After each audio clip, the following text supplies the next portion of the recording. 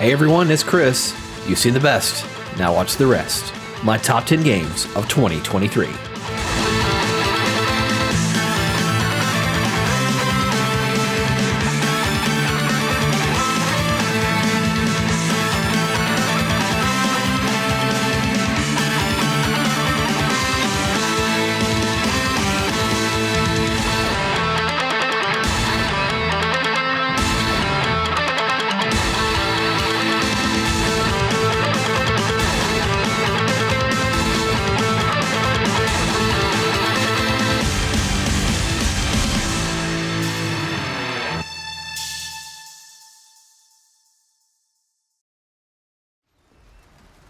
Perhaps one of the best decisions Capcom has made in the past decade was to do a second full gameplay formula reboot of the Resident Evil franchise.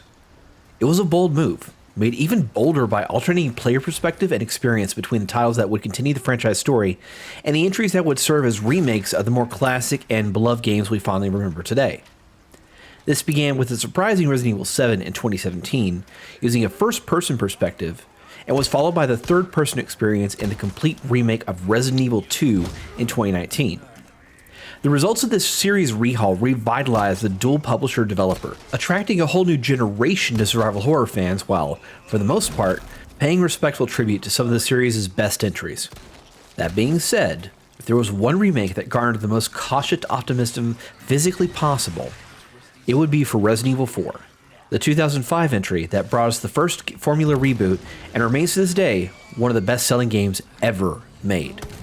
Before it came the half-baked remake of Resident Evil 3, a title clearly born out of a reusable asset strategy that fails to live up to the original, much to my personal dismay. If the first question was whether Resident Evil 2 remake was perhaps a fluke of genius that somehow dodged mismanagement by Capcom, then the two follow-up questions would be, how would you adapt the slower gameplay mechanical rules of this remake series to the fast-paced classic, and whether such a remake of Resident Evil 4 should actually need to exist? The answers to these questions arrived last spring with perhaps the best results possible. A competent, smartly done game that's faithful to the original, maintaining the tension and speed of the original while introducing new ideas and systems, culling the chaff, and modernizing the story into something that's much more cohesive with the rest of the franchise. By all accounts, Resident Evil 4 Remake appears to be the culmination of everything Capcom had originally set out to do.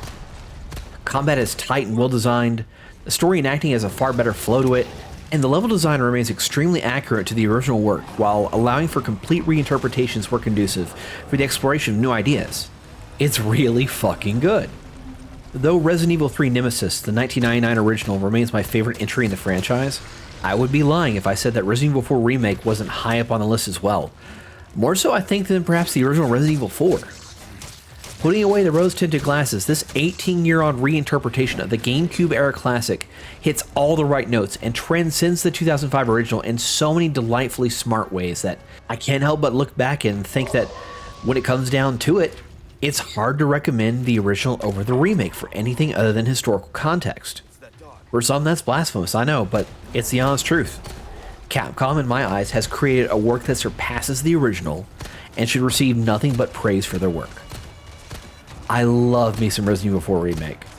So much so that I played through both the campaign and the more recently released Separate Ways campaign, something that I did not get to experience in the original version. All around about 4 times each time going faster and faster, and using Capcom's new smart New Game Plus features to really fall in love with it. RE4 Remake is a tremendous accomplishment for the growing remake scene and should be considered a bellwether moment for how these should be done right. Though there are fair arguments to be made going forward with this franchise in particular on whether further remakes actually need to happen, I think that we can trust Capcom to continue to do justice to their older works. Just, maybe give Dino Crisis the same treatment, guys. It deserves it, and it's about fucking time. There are 2 conditions under which I tend to enjoy playing games for this podcast. Within the zeitgeist as everyone else is playing and talking about it, and well outside the zeitgeist, months after everyone has stopped, and any memory of the in-show discussions and impressions have long since faded into obscurity for me. The area in between is a no man's land I don't like finding myself within, as it makes me feel like my sense of discovery is muted, if not outright nullified, by the discourse and discussions that happened recently enough for my brain to retain information accurately, but is well past the period in which it's actively discussed regularly. I don't like it. Case in point, I arrived at my number 9 game of 2023, Day of the Diver, a title that took the world by storm when it left early access in the summer, but for which I didn't find myself being able to play it until December. But despite still remembering a lot of the podcast talk about the game, I found myself, like so many others, becoming infatuated with this little roguelike fishing and restaurant management experience. I'll be upfront with you here, I don't have nearly the preamble that I did for Resident Evil 4 Remake. Partially because I have little to no experience with the history of Mint Rocket and its parent company Nexon, but more prominently, there's very little about Day of the Diver that needs to be said to set up what kind of game it is. You're a humble guy named Dave who gets tricked into running a destination sushi restaurant for your shrewd business friend, in cooperation with an eccentric chef, diving into the local blue hole filled to the brim with dozens of species of fish that can all be served as the delectable dishes your staff make each evening. As you run the restaurant, you grow your business, expand your fishing capabilities through equipment upgrades, allowing you to dive deeper and deeper and catch more fish, and you discover the mystery of the ecological calamity that may be brewing in the depths of the ocean. And well, that's only scratching at the surface of all the systems and ideas Mint Rocket put together here. Day of the Diver is the kind of engrossing time suck that I love. Systems-driven roguelike elements paired with a fun little story and player-based progression that ends up being coupled with a management metagame that rewards the player for diligence, exploration, and careful risk consideration. The deeper you dive, the more variety of fish you can catch, and the more the mysteries reveal itself. With more success of your restaurant comes fame, prestige, and narrative challenges that yield expanded opportunities to grow your business. All these elements feed into one another, creating a gameplay loop that echoes just the just one more turn addictive gameplay of a game like Civilization.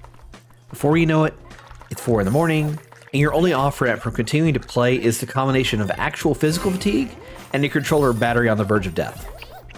This is exacerbated by a progression system that continues well into the endgame, but never feels weary or tiresome in its gameplay possibilities. It's just so damn good. Mint Rocket created a gem of a title with Dave the Diver, and the only thing I hesitate to say about it negatively is that I feel like it's more of a fluke than anything else in the moment. They've already got their 2 other projects in the works that they've announced, and they couldn't be more different. One being a PvPvE zombie shooter, and the other being a competitive top-down brawler. It's clear to me that Nexon had no idea that Day of the Diver would be just so dang popular, and we're already committed on Mint Rocket's 2 other trend-chasing titles to pivot away, but my hope is that they actually do recognize Dave's success and don't force Mint Rocket to these other things. I mean, more power to Mint Rocket if that's what they actually want to build, but the contrast between the 3 projects is so fucking stark that it feels more like corporate orders than passion projects. Either way, Dave's great, and if you've somehow not played it yet, just you wait. It'll be on your platform of choice soon enough. Okay, look, don't click away. I'm being serious here. I'm a child of the 90s, and I experienced a renaissance of children's entertainment that continues to be looked back at for revivals, remakes, and re-releases to a fan base that is just hitting its middle-aged block of looking back nostalgia. And what was cooler than cartoons and shows made by brilliant minds with forward-thinking, interesting stories and characters that commentate on any sort of aspect of society? The answer? The same thing, but based on shows and movies never, ever meant for kids.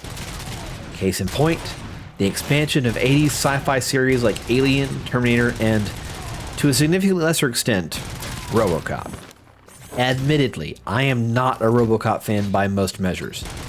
The series was all downhill after the first movie, despite a robust effort to expand the franchise with 2 more films, a live-action TV show, and parentally distressing cartoons and action figures for kids. For anyone who has never indulged, all you need is the first movie, and that's it. But that's not good enough for developer Teon, a B studio that I've become infatuated with over the past several years. This Polish studio was previously known for well-earned vitriol for a good lot of Nintendo DS and 3DS shovelware, whose reputation was all but cemented as being garbage with their licensed Rambo arcade game in 2014. So when it was announced that they had acquired the license to the Terminator franchise, a series well known for having a cavalcade of bad games, nobody could have had high hopes for their eventual 2019 game, Terminator Resistance. And yet, somehow, Teon did a complete 180 from almost their entire previous body of work, turning out a Fallout Light post-T2 open-world shooter that, while still clearly limited on budget, was incredibly authentic to the source material and very, very complimentary of the first two films. I am dead serious here. Terminator Resistance is a legitimately good game that more people need to take a look at. So when Teon announced that they were working on a RoboCop game, I was very, very excited. And like Teon accomplished with Terminator, this RoboCop is incredibly authentic to the source materials in all the best ways, presenting the player with a delightful romp through the best of the franchise has to offer. Rogue City at its heart is exactly what I wanted it to be. A player-empowering first-person shooter where you feel like a near unstoppable tank of a man, gunning down hundreds of gangsters, robots, and all sorts of ne'er-do-wells in the crumbling streets of old Detroit. And I mean that literally. This is a game in which half the experience is going to semi-linear levels filled with tons and tons of enemies and clearing house, and it's awesome. But then in the other half of the game, it's you playing through this surprisingly thoughtful RPG in which Alex Murphy, our titular RoboCop, is dealing with the social, philosophical, and ethical questions and implications of being the world's first cyborg. Dealing with the political issue of his human rights, a post-death human being, and his legal obligations as a police officer are logically thought out, yielding subplots and storylines that are all but non-existent in licensed games such as this. I'm not kidding. It surprised the heck out of me when I saw some of this done in Terminator Resistance, and then once again in a more mature form for a goddamn RoboCop game. Oh, and I should mention that this game is absolutely gorgeous. It is a proper technology demonstrator for Unreal Engine 5, and I think people are seriously underestimating it. If you don't believe me, go watch Digital Foundry's tech review of the game. Rogue City is a surprisingly thoughtful yet deliciously empowering romp that shouldn't take you more than about a dozen hours or so to complete, but in that time frame, you're going to have a surprising amount of fun. Teon has really found their footing in these high-quality, well-considered adaptations of licensed properties, and I very much look forward to their future efforts. Look, I fully recognize that I'm considered the weirdo here on the site for starting my journey with the Accuser franchise with what at the time was considered to be the penultimate entry for one of the most beloved characters in the series. But I'm 4 games deep now into Like a Dragon, and I just gotta ask, can you let me off the hook now? Please? I'll play Zero someday, I swear. Just get the game industry to stop churning out stuff constantly and allow me a couple weeks to play it. Anyway, at number 7 is The Man Who Erased His Name, a short side story that helps to bridge the gaps between games 6 and 7 in the series, and explaining just what had happened to Kiryu Kazuma in the aftermath of the events of the Song of Life. For those that have played it and are watching this game with the list right now, you're probably scratching your head wondering just why it's here.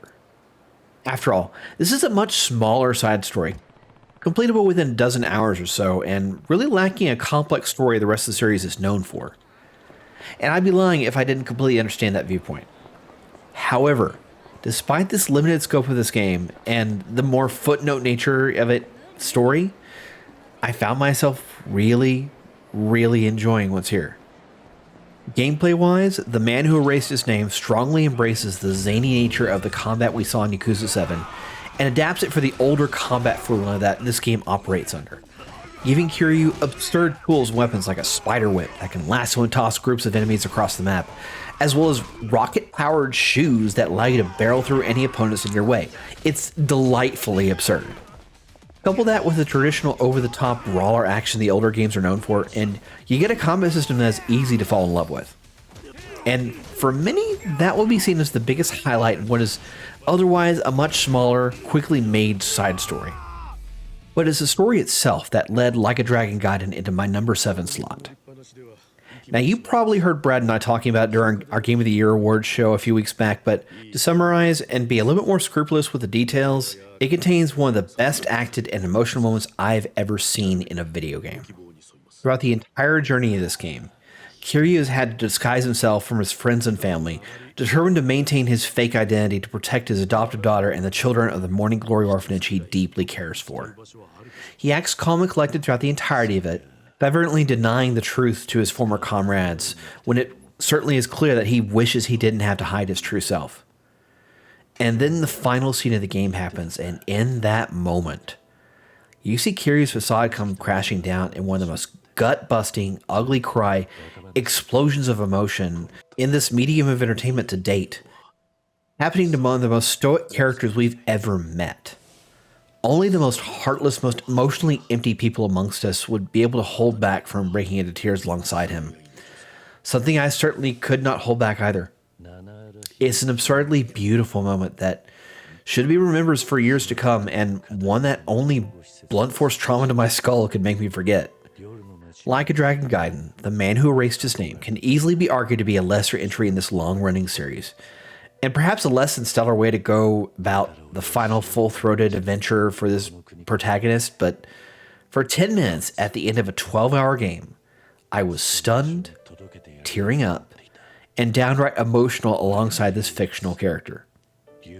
Perhaps this needs to be lower on my list or off it entirely for most people, but if I look back in a few years to think about the best moments I experienced in a video game from 2023, the ending of this game will remain steadfast in my memory.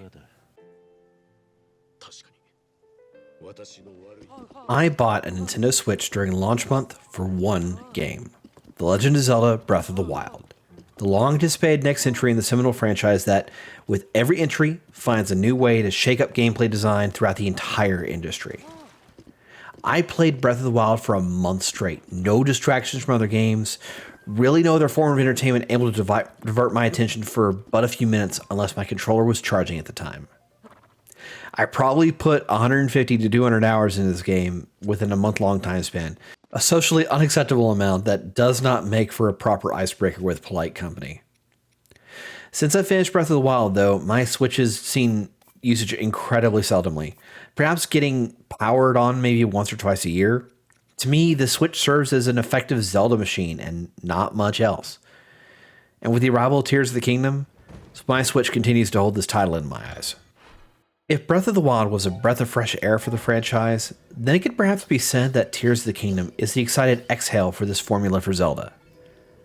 Tears of the Kingdom builds on everything that Breath of the Wild got right. The expansive open world, the strong sense of freedom to explore and experiment, and a slow grind of player empowerment that yields tremendous results to the diligent and devoted. With this new entry, any perceived shackles of the gameplay design are cast away, granting even more freedom through these new toolsets like Ultra Hand and Ascend. Seriously, the ability to build a weapon to surpass Metal Gear had me howling in laughter and tremendously giddy for the creative possibilities. The yielding of two entirely new areas to explore, the Sky Islands hanging far above Hyrule, to the cavernous depths below the surface of the land where danger lurks in the expansive darkness, and light is at a premium. The sky and the depths nearly double the value of exploration available on the surface alone, and thanks to the creative freedom of your new toolsets, the number of opportunities and options for that exploration feels nearly limitless. Beyond just the gameplay systems, Tears of the Kingdom does almost exactly what I wanted to see happen in this direct sequel to Breath of the Wild. It's years on from the end of the 100-year calamity that beset the Guardian Plague upon the land and engulfed Hyrule Castle in the swell of fiery demonic energy. And with peace finally returning to the land, the citizens of Hyrule are finally beginning to recover and rebuild. Everywhere you go, you see homes being built, families coming together, lives finally able to take a breath and reclaim the land their parents and grandparents before them once traveled in peace and safety. In Breath of the Wild, Link brought together the four races to defeat a grand evil. In Tears of the Kingdom, they exist in harmony now, working together to overcome the challenges of a post-calamity world that hasn't been seen in several generations. You really and truly feel the consequences of Link's previous journey, a world where the cycle of conflict of the Triforce has come to this generation's end, and our heroes can finally live their happily ever after. And yet, here I am, placing Tears of the Kingdom at my number 6 slot, despite this seemingly being exactly what I wanted from a direct Zelda sequel. So why is this the case? Well, while the people of Hyrule itself rebuild and begin their lives anew, our heroes themselves are depicted in what I honestly feel to be initially positive yet ultimately reductive journeys and fates that fail to meet the potentials of what's here. Put more simply and direct, despite loving the nearly 150 hours I put into Tears of the Kingdom, I found myself at significant odds with the story Nintendo chose to tell. So, if you want to skip listening to my entitled gamer bullshit and avoid minor spoilers, skip to the time index on your screen. Alright, ready? Here we go. The journey of Link in Breath of the Wild had two primary mysteries to explore. What happened to our protagonist 100 years ago when Calamity Ganon took over the land, and where has Princess Zelda been the entire time? For the entirety of that game, Link seeks to recover his memories, rediscover who he was, his charge in life, and ultimately rescue our titular princess. And in the process, we were presented with the most fleshed out, well-considered, and sympathetic depiction of Zelda herself to date. Whereas in most Zelda games, she almost feels like a minor plot element or afterthought to the overall narrative, in Breath of the Wild, Zelda is perhaps the most important character apart from Link himself, with a level of character depth that makes nearly all 40 years of other depictions pale by comparison. It's remarkable in my eyes. And so what does Nintendo do in this sequel to perhaps the best Zelda game ever made? They rehash basically the exact same plot structure as Breath of the Wild, casting Zelda off to a brief appearances and scattered cutscenes for the majority of the playtime for the sake of a mystery that could have been done so much better. And as for Link, he gets almost mortally wounded, loses the Master Sword, and has to spend the entire fucking game regaining his strength to take on the Eternal Enemy. Again. Look, I'm no game designer, and I would never attempt to suggest otherwise. But if you're going to do a direct sequel with the exact same characters, you shouldn't retread the same gameplay formula and instead follow through continuing to empower the player. Make Link embrace his fated status as the eternal bearer of the Triforce of Courage alongside Princess Zelda. Having them work together to defeat Ganondorf rather than splitting them apart again and relegating one of the best characterizations of a female character yet made by Nintendo to tertiary status. I don't know. It just feels so wrong and archaic, almost patriarchal, just a few steps removed from being toxic. I'm not saying at all that I have the talent, experience, or know-how to create a goddamn Legend of Zelda sequel, but I do feel that there were much better ways that the development team could have gone about paying respect to these characters and the accomplishments of your player base in the previous entry. Look, I'm just going to stop there.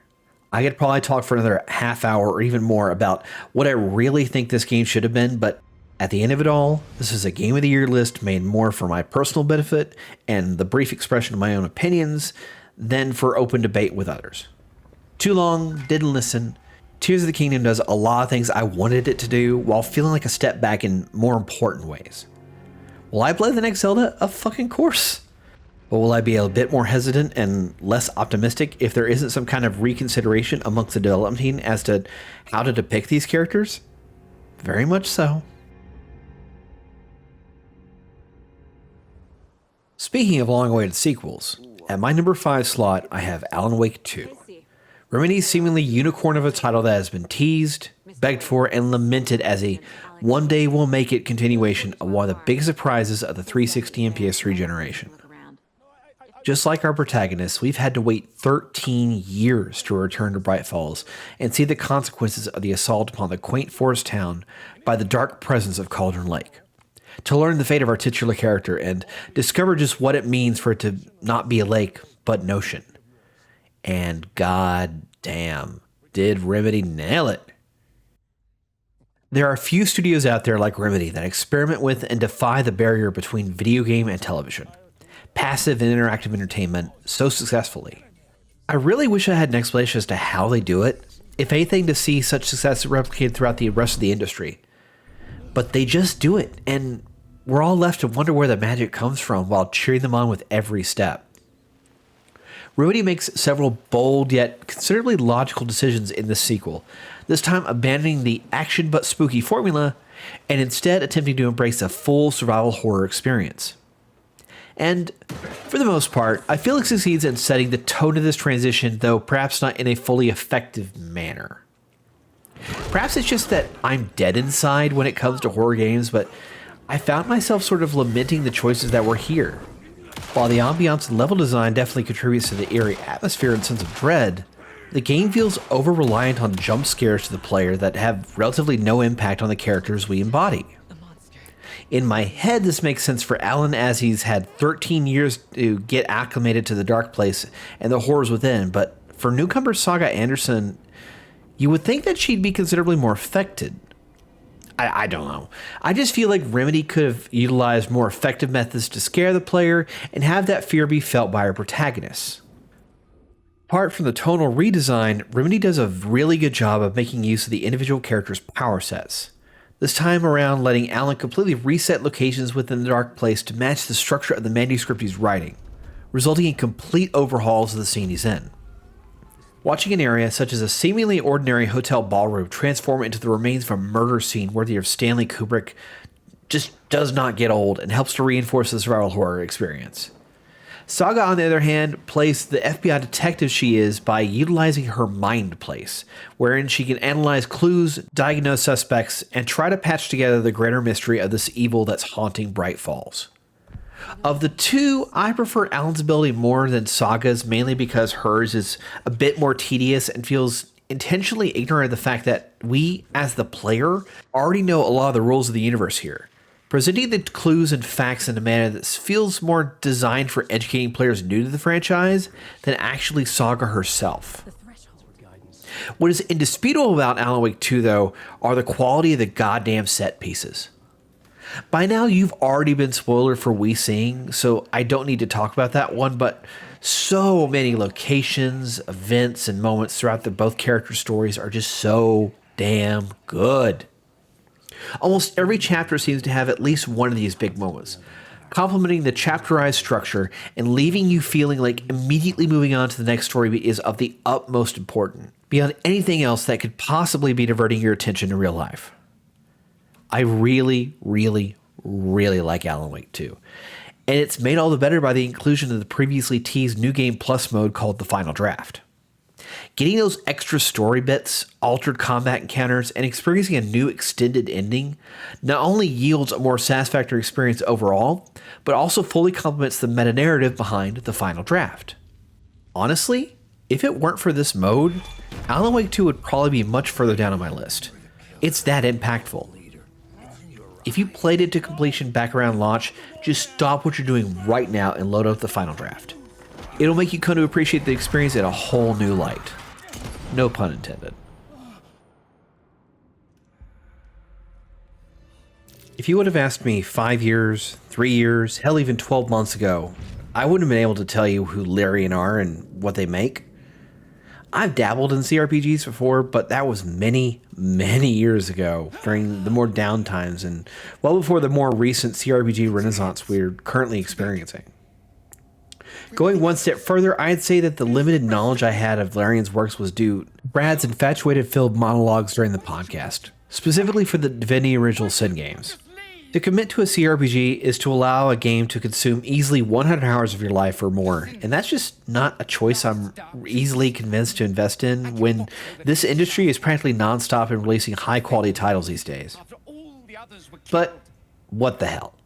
It's not every day that you get a new numbered entry in a storied franchise like Baldur's Gate, and especially for one of the most celebrated studios working on the genre today. So I decided to sign my life away for a few weeks. At my number 4 slot, I think you can guess how I feel about Baldur's Gate 3. It's hard to add more than what has already been said so far by the others, and on a great many podcasts already.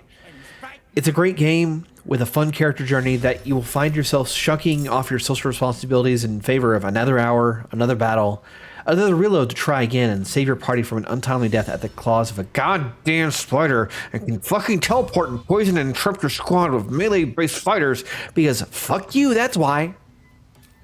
I digress. For an early access game, you can tell quite clearly where the game received the most development attention and where there were compromises. More noticeable than a good number of other games I've played on early access before.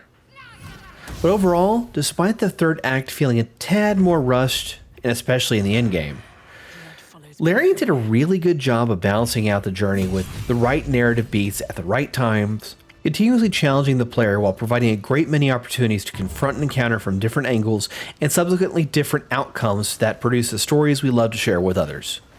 That's half the fun right there, getting back together with your friends to recount how you approached the battle, the tactics you used, and whether you banged the clearly evil but hot demons that tempted you. Carlac for life, by the way. The nitpicks I would offer are those that almost everyone else has already echoed. The third act lacks some refinement. Some sequences are much more challenging than they should be, even if you're properly leveled. And Larian did make some narrative choices I don't necessarily agree with. That being said, 6 months on from the release of the game, I am highly tempted to start a second playthrough, and relatively soon. While I enjoyed my experience as a rogue, I'm tempted to try a new character, perhaps a melee-focused monk, and especially so since the mod scene has exploded since the 1.0 release. I need to find this much-beloved owlbear cub I've heard so much about, actually recruit Jaheira to my party, and properly romance Carlac this time around. And so many other little things I either completely missed or didn't take advantage of. And that right there is the beauty of Baldur's Gate 3, that I could devote over 150 hours to the game, experience so much, and yet I'm already prepared to jump back in for another triple-digit amount of hours. I really can't sell it better than that. Baldur's Gate 3 is deserving of the high praise it's garnered, and I fully intend to indulge in more of their stuff, whether that's their next game or perhaps Divinity Original Sin 2. What reputation you have left. No contracts. Electronic Arts is a murderous corporation that loves to take out behind the shed and execute what are in their eyes underperforming studios. EA's hands are soaked in blood of incredible developers like Bullfrog, Maxis, Pandemic, and Westwood, all of which have storied and celebrated histories for their impacts on this medium of entertainment. But for all the teams that EA has put a bullet in to sate their hunger of their stockholders, perhaps the one that I'm still outraged by is Visceral Games, the talented, smart, and inventive developers behind the Dead Space franchise. At the height of their popularity, having released the first true Western competitors to the survival horror juggernaut franchise that is Resident Evil, with 2 numbered entries, a Wii and PS3 standalone experience, and 2 animated films, EA had the audacity to try to force Visceral to turn the third entry into more of a third-person shooter than survival horror experience, coupled with selfish and indulgent microtransaction content that basically poisoned an otherwise really good experience. Yes, I'm a Dead Space 3 apologist, and I'm not sorry about it. Not at all. After Visceral was shut down and its personnel scattered to the winds, it seemed like Dead Space was done and gone. And then, with a level of gall only a publisher like EA could try to pull off, they announced a remake of the original Dead Space, this time being helmed by Motive. Motive up until this point had been spun up originally under the leadership of Jade Raymond, the original producer behind the Assassin's Creed franchise, as a support studio to produce the campaign for DICE's Star Wars Battlefront 2. Motive's work technically did the job, but it reeked of narrative notes and demands from Disney to not rock the boat and try to create something interesting. Ending up as perhaps the most transparent, I can see the twist from 10 miles away storylines in years.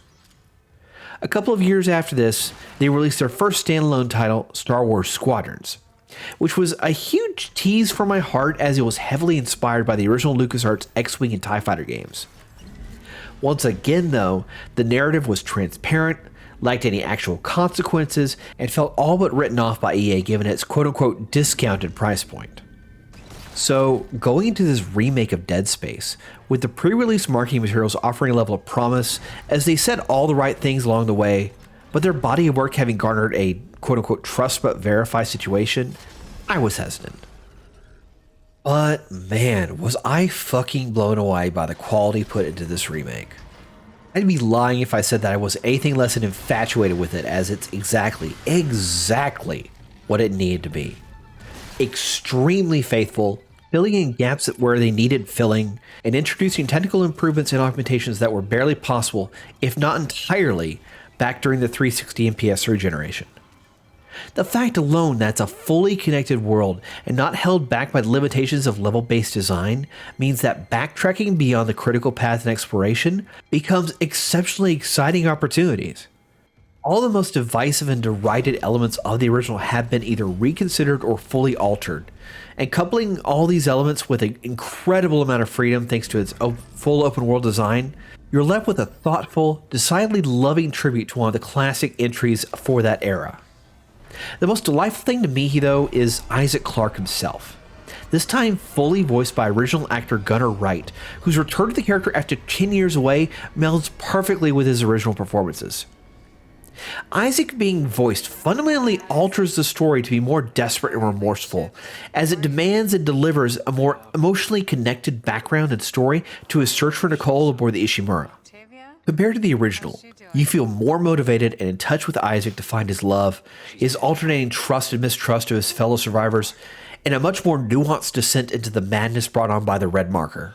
This is made even better thanks to a New Game Plus mode that provides the player the opportunity to uncover a secret alternate ending that, while not necessarily better tit for tat, provides for a more interesting connection to Dead Space 2.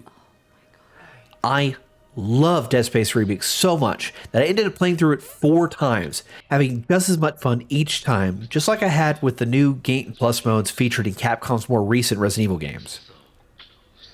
Visceral may be long gone now, but Motive in my eyes has earned the right to make the Dead Space franchise their own. Motive itself seems to have finally found their footing, and the quality on tap here is so well done that I really don't want to see them working on anything else at all at the orders of Papa EA, including that Iron Man game that they've got in the pipeline. And given that this remake was the second best-selling game in its launch month, released only 4 days before the end of that month and behind only a Call of Duty game, I imagine that EA has them already hard at work on another entry. I love the Dead Space remake. It's the best possible vision for what the original could have been, with an impressive presentation, a smart reconsideration of the story, and a design structure that surpasses the original in all aspects. I want 10 more Dead Space games from Motive. It's that good. I have a list of dream games that I want to see get made before I'm forced to shuffle off this mortal coil. An XCOM-style management game about exploring alien worlds. A G.I. Joe licensed Battlefield game. A Godzilla game where you're the human army trying to fend off invading kaiju. But this year, one of my dream games nearly came true. A character action game in which the combat and player actions directly affect the progression and impact of the music that's playing. Now sure, some games have done something similar or in a limited scope like Devil May Cry 5, but not to the extent of the whole game's design. In February 2023, we were ambushed by Tango Gameworks, the developers behind the incredible Evil Within 2, and its significantly lesser predecessor, The Evil Within. Yeah, you heard me correctly.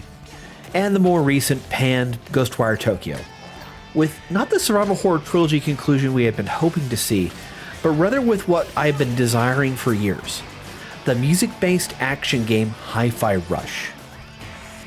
In a bold yet slightly absurd gambit, Xbox and Tango released this title as a shadow drop. If I were the executive in charge of this strategy and knew what I had my hands on, I would have given it the full scope, layered, and measured marketing strategy with weeks or months of anticipation to build amongst the customer base, because god damn, Hi-Fi Rush is an excellent game that absolutely deserves it. Hi-Fi Rush is everything to near perfection in my eyes when it comes to what I want out of this dream game type. The combat is varied, complex yet forgiving, and educational as to its mechanics and possibilities. The characters and writing are fun and engaging, each one complementing one another and never outshining the rest of the ensemble. The platforming level design presents a wide variety of environments that really demonstrate a fun world to explore. But the music, my god, the music, the way that everything functions and interacts to the beat of the music it's just so smartly done that I can't help but be amazed. Seeing the levels move to the beat, how players' and enemy actions fully synchronize with it, how the chorus rises and climaxes with what's happening on screen is simply superb. A special shout out should be made for the animation style here.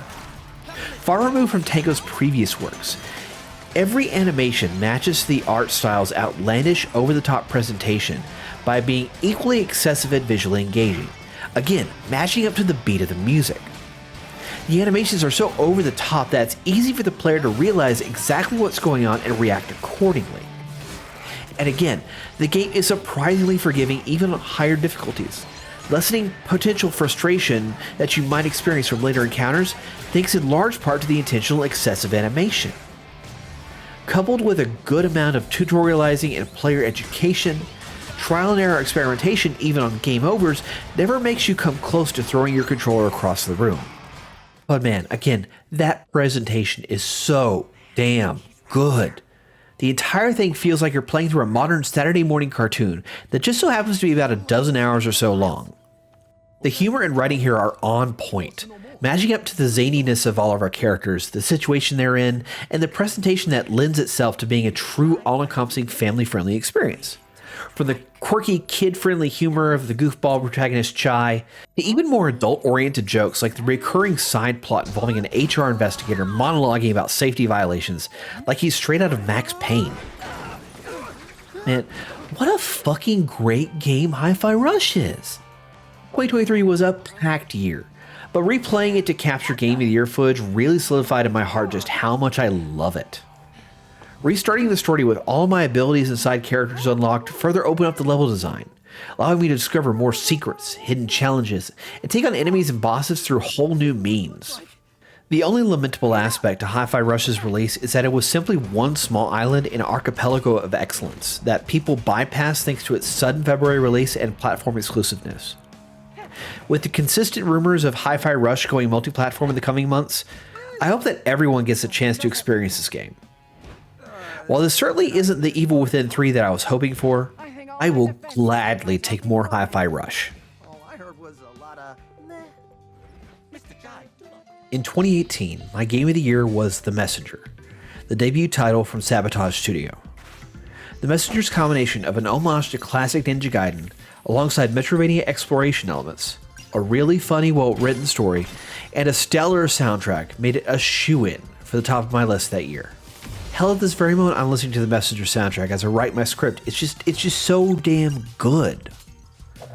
2 years later, Sabotage announced a Kickstarter project for Sea of Stars, a canonical prequel to The Messenger hinged on 16-bit RPG mechanics and designed similar to one of the all-time classic JRPGs, Chrono Trigger. For me, missing out on the Kickstarter during its funding period will remain one of my biggest gaming regrets of the past decade, as had I been able to afford it at the time, I'd have given them a considerable amount of money. This past August, despite launching perilously close to Baldur's Gate 3, Sea of Stars finally arrived, and man, what a fantastic game it is. Sabotage did exactly what their Kickstarter pitch for Sea of Stars set out to do, and in spades, creating a beautiful, enticing world to explore, matching up to the classical RPG aesthetic while presenting a wonderful, family-friendly story with nary a curse word or scene too dark. The story of protagonists Valera and Zale, children of the solstice imbued with the powers of the sun and the moon, embarking on a quest to defeat the creations of the Fleshmancer, an otherworldly wizard intent on conquering all realities, fits a perfect 25 to 30 hour length with plenty of side quests, exploration opportunities, and content to unlock along the way. In particular consideration of the characters, Sabotage did an excellent job of fleshing out personalities, backstories, and interactions therein, with such a delightfully surprising twist, especially in the back half of the game. It's the latter hours of Sea of Stars in particular where I feel the game really shines, as you get a lot more freedom to explore the world and access new areas and things. It's so cool to see these things on the overworld map that just look like set-piece decorations. Only discovered 20 hours in that's actually a gateway to secrets and features that you had no way of knowing was even a concept you could interact with. Hell, discovering just what the Sea of Stars actually is just one of the biggest and most exciting moments of the year for me, and one that I flatly just refuse to divulge.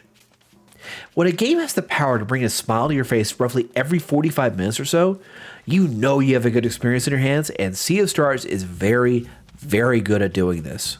I also had to give particular reverence to the soundtrack, once again composed by Eric W. Brown, aka Rainbow Dragon Eyes. Like his work on The Messenger, the music in Sea of Stars is absolutely great. Incredibly lengthy and, as suggested by the core function of the time manipulation at the heart of this game, is fully dynamic with day and night versions of most of the tracks. Hell, even remixed variants of tracks from The Messenger make standout appearances since, after all, this is a canonical prequel. But I would also be remiss if I didn't take time to mention just how lovingly this game was crafted for its fans. Sea of Stars was kickstarted by over 25,000 backers during its funding period, and as a backer incentive, the game contained a location called the Crypt, which became accessible at about the midpoint of the story. When you visit a location, you come across a labyrinthian graveyard of headstones and statues to the thousands upon thousands that help make the game. At the head of every section of the graveyard are sets of memorials, each dedicated to a particular backer with unique art and a message from them. Reading these messages, running through the gambit of funny well wishes to heartfelt memorials to lost loved ones, really brought tears to my eyes. But that's not the only thing the Crypt has to offer. Hidden deep within and locked behind both completing all optional side content and earning the game's true ending, you discover a zone dedicated to the staff of Sabotage, and therein you can listen to a monologue by the game's director, who recounts his personal journey and battle with depression and the pursuit of personal growth in the years following the release of The Messenger. I know things like this have been done before and perhaps better in other indie games, but in that moment, sitting there reading the lengthy monologue recounting this person's years of troubles felt really, really humbling compared to how privileged I feel my life has been. Sabotage wore their hearts on their sleeves with this content, and the clear love of their staff, of their craft, and their fans is inescapable. Sea of Stars is simply a wonderful video game, and has plenty of life left to it post-release. Like The Messenger, Sabotage recently announced that they've begun work on their promised DLC, The Throes of the Watchmaker, and are currently pitching concepts for their third full game. Sabotage Studio created something truly special, and reaffirmed my fondness for their works and now the people behind it. So if you've never indulged, I do not have the vernacular to emphasize how much I encourage you to check out Sea of Stars, which is my game of the year for 2023.